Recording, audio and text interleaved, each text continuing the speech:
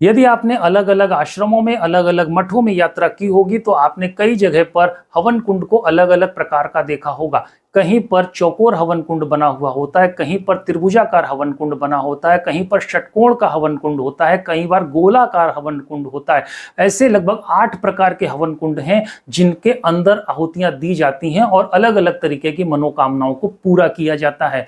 बात यहीं तक नहीं रुकती है। जब आप हवन करते हैं तो हवन में अलग अलग तरीके की संविधा यानी कि अलग अलग तरीके की लकड़ियों का भी प्रयोग किया जाता है। वो स्पेसिफिक होती हैं, उनके अंदर विशेष तरीके का कार्बन कंटेंट पाया जाता है, जिस कारण के उनका प्रयोग हवन में किया जाता है। ये हमारे ऋषियों का पुराना अनुसंधान है।